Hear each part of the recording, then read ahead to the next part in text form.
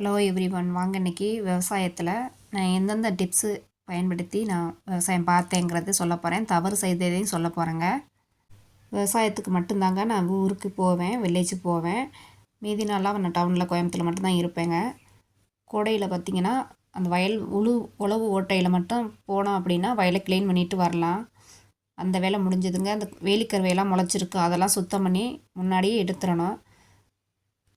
இந்த பார்த்துக்கிட்டு இருக்க வயல் பார்த்திங்கன்னா வேலிக்கருவை முளைச்சிருந்ததாங்க. அந்த காடு பார்த்திங்களா, அதே மாதிரி காடு இருந்த இடம் தான் இது. இது சுத்தம் பண்ணி விறகுலாம் பறிச்சுட்டு தூர்க்கட்டையெல்லாம் பறிச்சாச்சுங்க. அதுக்கு பிறகு நான் விவசாயம் பண்ண ஆரம்பித்தேன். ஃபஸ்ட்டு பார்த்திங்கன்னா வயல் தண்ணி வெளியில் போகாமல் பார்த்துக்கணும். சுற்றியும் நல்லா வரப்பை கட்டிக்கிறணுங்க. ஃபஸ்ட்டு வேலையே அது மட்டும்தான். இப்போ நாங்கள் விதைச்சிருக்க நெல் பார்த்திங்கன்னா ஆரநார் நெல்லுங்க. இது 110 நாள் 120 நாளில் விளைஞ்சிரும். அதனால் இந்த நெல்லுக்கு அதிகமாக தண்ணி தேவை கிடையாது. இன்னொரு பார்த்திங்கன்னா மழை பெஞ்சால் மட்டும்தான் நம்மளுக்கு விளையிறதுனால தண்ணியும் கரெக்டாக கட்டி வச்சுக்கணும். ஆரநார் நெல் பார்த்திங்கன்னா நல்லா நெருக்க விதைக்கணும். விதைச்சா மட்டும் நல்லா விளைச்சல் எடுக்கலாம். கலக்க விதைச்சாலுமே பார்த்திங்கன்னா பறித்து நல்லா தூர்க்கட்டாக இருக்கிற பார்த்து நட்டோம் அப்படின்னா நல்லா விளைச்சல் கொடுக்குதுங்க. இது நான் புதுசாக கற்றுக்கிட்டது. தூர்க்கட்டாக இருக்கிறத ஏன் பறித்து நட சொல்கிறேன்னு பார்த்திங்கன்னா அது நல்லா வேறு ஊடி இருக்குங்க. அதோடு பார்த்திங்கன்னா கிளைகள்லாம் அலைஞ்சி கிளை வெடித்த மாதிரி இருக்கும். அதை நம்ம பறித்து கொண்டே நடையில் சீக்கிரமாக வேறு பிடிச்சிக்கிறோங்க.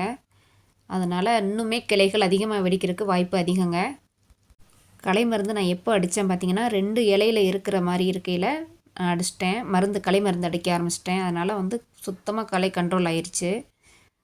அதற்கு பின்னாடியே மழை பெஞ்சிருச்சுன்னா நம்ம உரம் கொடுக்க ஆரம்பிச்சிடலாம். இல்லைன்னா பார்த்திங்கன்னா மழை எப்போ பெய்யுதோ அப்போ தான் நம்ம உரம் கொடுக்குற மாதிரி இருக்கும். அதனால் நெருக்க விதைச்சிட்டா மட்டும்தான் நம்மளுக்கு உரம் கொடுத்த உடனே வளர்ச்சியாக வளரும்.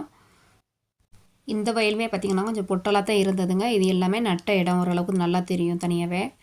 இது நட்ட இடங்க. ஃபுல்லாக நேராக பார்த்திங்கன்னா நட்டிருப்பேன். ஆர்நார் நெல்லை பொறுத்த வரைக்கும் சீக்கிரமாக நான் பறித்து நடையில் பார்த்திங்கன்னா நல்லா கிளவடிச்சு எப்படி 30 தூர் 40 தூர் வரைக்குமே நல்லா வருதுங்க.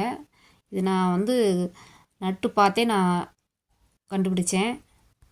ஆர்நார் நெல்லில் 15 நாள் பயிரை பறித்து நட ஆரம்பிச்சிடணுங்க. 35 நாள் 40 நாளைக்குலாம் நட்டுட்டோம்னா நம்மளுக்கு நல்லா தூர் வெடித்து வர வாய்ப்பு இருக்குதுங்க. ஆர்நார் நெல்லை பொறுத்த வரைக்கும் உரம் அதிகமாக கொடுக்கக்கூடாதுங்க. ஒரு உரம் இல்லைன்னா 2 உரம் லேசாக 2வது உரம் லேசாக கொடுத்தா போதும். அதிகமாக கொடுத்தோம் அப்படின்னா நல்லா வளர்ச்சி வளர்ந்துருங்க. வளர்ந்து என்ன பண்ணிட்டிங்கன்னா அப்படியே சாஞ்சிரும். ஒவ்வொரு வருஷம்னா பார்த்திங்கன்னா மழை பெஞ்சிக்கிட்டே இருக்கும். அறுவடை வரைக்குமே மழை பெஞ்சிக்கிட்டு இருக்கும். அப்போ தண்ணியில் அறுக்கிற மாதிரி வந்துடும். தண்ணி மிஷினுக்கு அறுக்கிற மாதிரி வந்துடுங்க. அது பார்த்திங்கன்னா அமௌண்ட்டு கொஞ்சம் அதிகங்க. மணிக்கு பார்த்திங்கன்னா 3000 வருங்க. இந்த வருஷமே பார்த்திங்கன்னா பாதி வயல் பார்த்திங்கன்னா தண்ணி கருது அறுக்கிற மாதிரி தான் வருங்க. தண்ணி மிஷினை கொடுத்து அறுக்கிற மாதிரி தான் வரும். அமௌண்ட்டு கொஞ்சம் அதிகமாக வர்றதுனால கொஞ்சம் விளைச்சலுக்கு நம்மளுக்கு லாபம் பார்க்குறது கொஞ்சம் கஷ்டம்தாங்க. டயர் மிஷினை கொடுத்து அறுக்கையில் பார்த்திங்கன்னா மணிக்கு 1500 வருங்க. அப்போ பார்த்திங்கன்னா நம்மளுக்கு டயர் மிஷின் கொடுத்தா மட்டும்தான் ஓரளவுக்கு லாபம் பார்க்க முடியும். களை மருந்து நான் எப்படி கண்ட்ரோல் பண்ணேன் பார்த்திங்கன்னா நாமினி கோல்டுன்னு சொல்லி அது ஒரு மருந்துங்க. அப்புறம் பார்த்திங்கன்னா ரைஸ்டார் அது, அப்புறம் கோரைக்கிழங்கு 1 2 இருக்குங்க. அதனால் கோரைப்பொடின்னு ஒரு பாக்கெட் இருக்கும், அதை வாங்கி கலந்துக்கிட்டேன். சுத்தமாக கண்ட்ரோல் ஆயிடுச்சு. ஆனால் வறட்சியில் அடித்தேங்க. தண்ணி கூட கிடையாது, ஆனால் கண்ட்ரோல் ஆயிடுச்சு. இந்த வயல் தாங்க மருந்து அடித்து அப்படியே செந்நரமாக இருந்துச்சுங்க. இப்போ பார்த்திங்கன்னா நல்லா பசுமையாக இருக்குது பாருங்கள். அதே வயல் தான். வில்லேஜ்லாம் எல்லாருமே சொல்லுவாங்க, என்ன சொல்லுவாங்கன்னா, என்னடா இவ வர்றா, விதைக்கிறா, மருந்து அடிக்கிறா, உரம் போடுறா, வரப்புற மட்டும் ரவுண்ட் அடிக்கிறா, அவ்வளோதான் விளைஞ்சிருது அப்படின்னு சொல்லுவாங்க. அது உண்மைதாங்க. ஆனால் கரெக்டாக ஃபாலோ பண்ணோம் அப்படின்னா எந்த வயலில் இறங்க தேவையே கிடையாதுங்க. இந்த வருஷம்தாங்க கொஞ்சம் ஆள் வச்சு வேலை பார்க்குற மாதிரி ஆயிடுச்சு. இல்லைன்னா எப்போதுமே நானே அந்த வேலையை முடிச்சிருவேன். நடுறதுனா ரொம்ப பிடிக்கும் எனக்கு, அந்தளவுக்கு ஆசையாக இருக்கும் நடுறதுக்கு. ஆனால் நாள் தவறி போச்சு, அதனால் ஆள் கூப்பிட வேண்டியதாகிடுச்சு.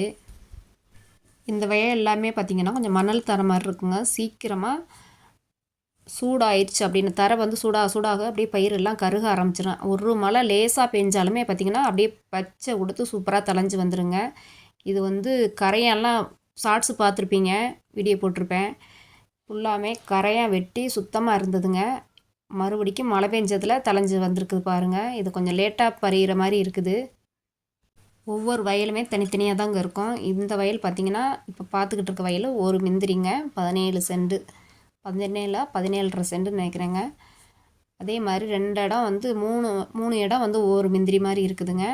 மீதி எல்லாம் 2 முந்திரி, 5 முந்திரி, 3 முந்திரி, 3 முந்திரி அந்த மாதிரி இருக்குங்க.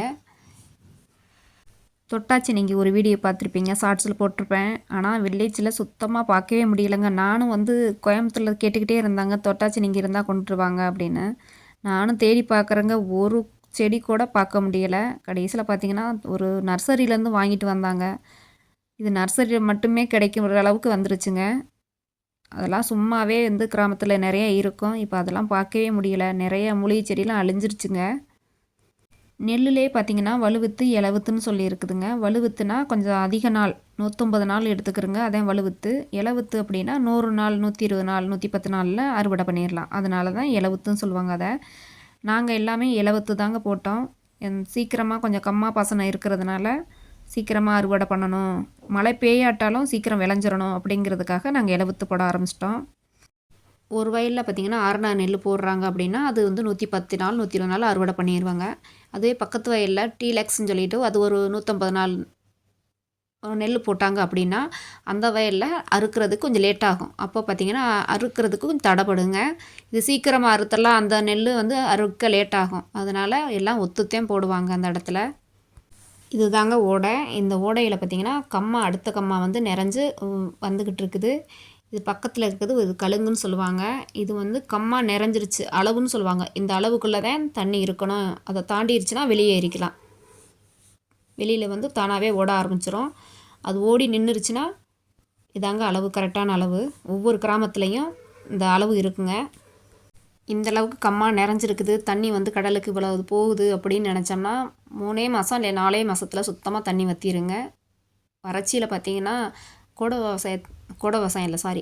கோடை நாளில் பார்த்திங்கன்னா ஜூன் ஜூலைலலாம் சுத்தமாக தண்ணி இருக்காது. தண்ணிக்கே கொஞ்சம் கஷ்டப்படுற நிலைமைக்கு வந்துடுவாங்க.